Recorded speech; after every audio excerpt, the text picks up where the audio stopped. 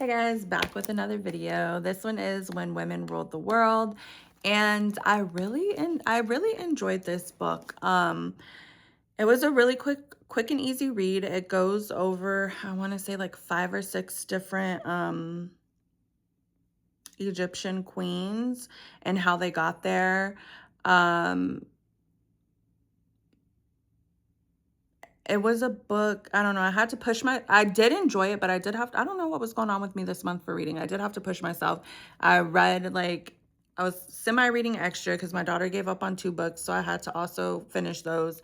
And then, I'm also in the midst of reading this at that point, so I was, like, trying to just get everything together. But this one was pretty cool. I did learn something new in here, which was that in the first dynasty of Egypt, when the king died, so many people would have to die with him so that he could take them to the like afterworld.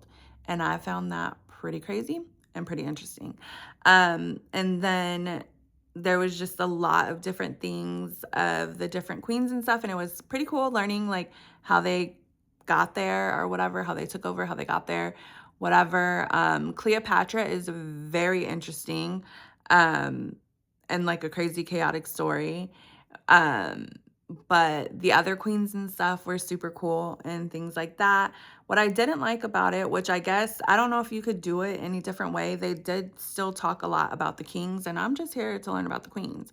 Like, I don't know, like, if when you're writing a book you have to do so many words or how that goes, and then some of the queens, there's just like not all this information available because of course the time, and then queens weren't really looked at as the kings were. So it was like a lot of filling in. And then, so speaking of the kings, and I know in a way that the kings have to do with the queens. Like, the only way for you to be a queen, ruling like by yourself, is something went array with the kings. And so then a queen would have to step up into like until another king was old enough to take over, type of thing. And so that's pretty interesting. And so I get having to like just skim across and mention that.